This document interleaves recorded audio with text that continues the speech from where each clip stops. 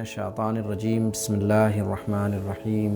تمام مومنین کی خدمت میں سلام عرض کرتا ہوں۔ سب سے پہلے آج کی مناسبت سے یعنی جناب خدیجہ سلام اللہ علیہا کی وفات کی مناسبت سے آپ حضرات کی خدمت میں علماء اعلام، مراجع اعظام، خاص طور سے اپنے زمانے کے امام زمانہ عجل اللہ تعالی فرجہ الشریف کی خدمت میں تسلیت و تعزیت پیش کرتا ہوں۔ یوں تو ہمارا موضوع دعا اور مناجات ہے، لیکن چونکہ خاتم الانبیاء رحمت للعالمین سید عالم نور مجسم حضرت محمد مصطفیٰ صلی اللہ علیہ وآلہ وسلم کی شریک حیات کی وفات کی مناسبت ہے، لہذا دو چار کلمات آپ کی شان میں بیان کر کے اپنے موضوع کو تمام کرنا چاہوں گا۔ جناب خدیجہ سلام اللہ علیہا عظیم خاتون تھیں کہ جنہوں نے دین اسلام کے لیے بڑا کارنامہ انجام دیا۔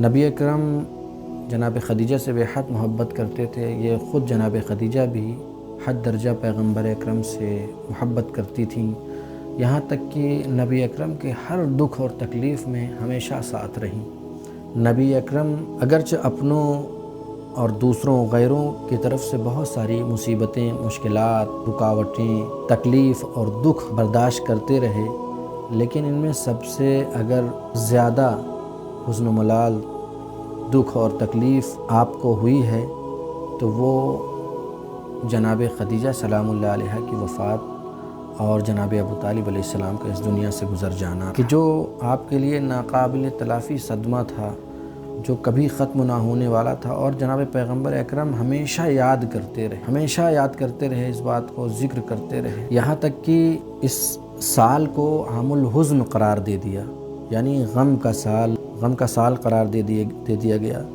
کیونکہ اس سال نبی اکرم صلی اللہ علیہ وسلم نے صرف اپنی بیوی کو نہیں کھویا تھا، بلکہ اپنی پیاری بیٹی سے محبت کرنے والی اس کی ماں اور اپنی محبوب بیوی کو کھویا، جس کے ساتھ نبی اکرم صلی اللہ علیہ وآلہ وسلم والہانہ محبت کرتے تھے۔ جناب خدیجہ سلام اللہ علیہا وہ خاتون تھیں کہ جنہوں نے دین کی خاطر اپنا سب کچھ راہ خدا میں قربان کر دیا۔ اسی لیے شاعر کہتا ہے کہ تطہیر خدیجہ کے لیے اور کہوں کیا، جس گھر میں رہی اس کے افراد بھی معصوم، یہ سارے زمانے میں خدیجہ کا شرف ہے، اولاد بھی معصوم ہے، داماد بھی معصوم۔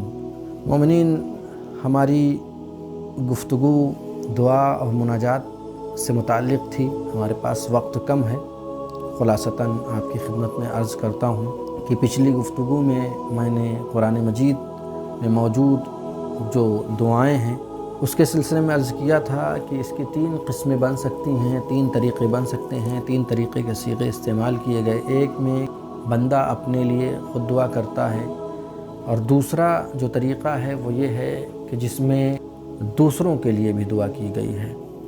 بہت ساری مثالیں ہیں کہ جس میں سے ایک مثال رب ارحمہما کما ربیانی صغیرا۔ اسی طریقے سے جو تیسرا طریقہ ہے، تیسری آیت کہا جائے کہ جس میں قرآن مجید میں دعا کا تیسرا طریقہ موجود ہے، وہ تمام لوگوں کے لیے دعا کرنا ہے، یعنی انسان صرف اپنے لیے دعا نہیں کرتا بلکہ وہ سب کے لیے دعا کرتا ہے، اور کبھی کبھی تنہا انسان کی دعا اس کے لیے فائدہ مند نہیں ہوتی بلکہ سب کے لیے دعا کرنا ہوتا ہے۔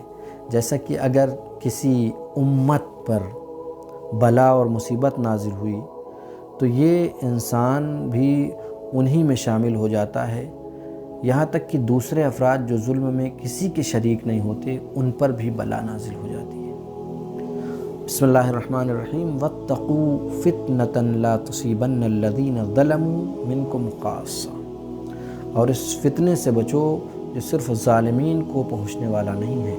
ایسے موقع پر انسان سب کے لیے دعا اور استغفار کرتا ہے، اور کرنا بھی چاہیے۔ لہذا جب پروردگار عالم سب سے عذاب اٹھائے گا تو اس انسان سے بھی اٹھائے گا۔ ربنا اکشف عنا العذاب انا مؤمنون، تب سب کہیں گے کہ پروردگار اس عذاب کو ہم سے دور کر دے، ہم ایمان لے آنے والے ہیں۔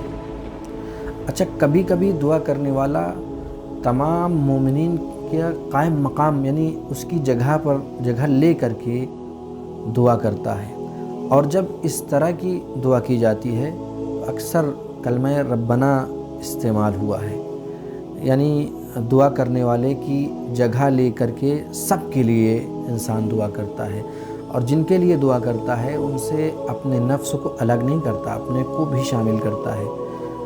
جس طرح دعا کی دوسری قسم میں یہ بات آتی ہے، سب کا قائم مقام بن کر دعا کرتا ہے، اپنے نفس کو بھی ان لوگوں میں شامل کرتا ہے جن کے لیے وہ دعا کر رہا ہے۔ یہی دعا بارگاہ خداوند عالم میں قبولیت کے لیے زیادہ نزدیک ہوتی ہے۔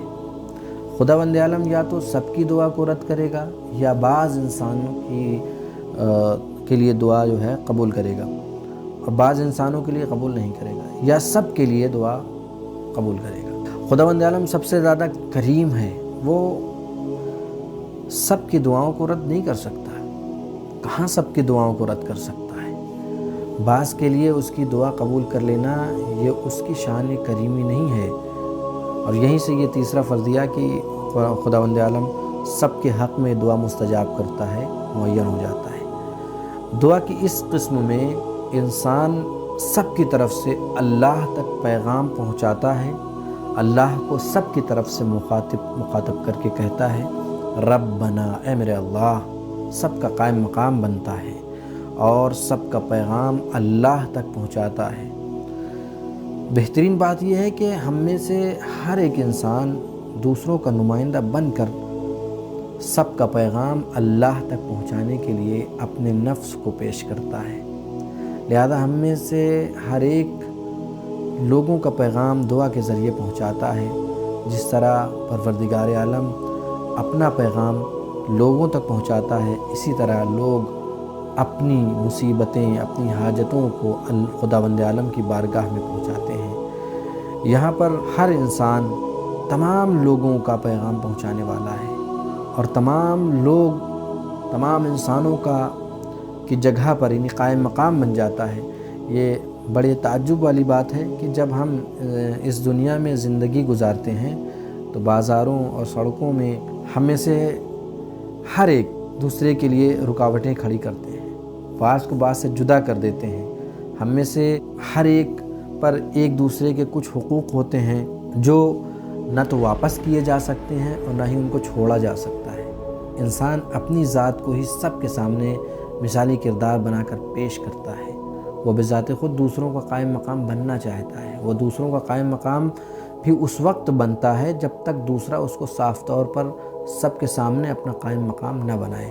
لیکن جب ہم نماز اور دعا کرتے ہیں تو یہ سب باتیں ختم ہو جاتی ہیں۔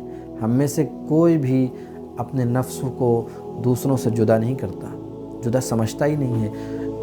گویا یہ کہ ہم میں سے ہر ایک شخص ایک دوسرے کا قائم مقام بن جاتا ہے، اور یہ تمثیل کا طریقہ سب سے بہترین اور عمدہ طریقہ ہے۔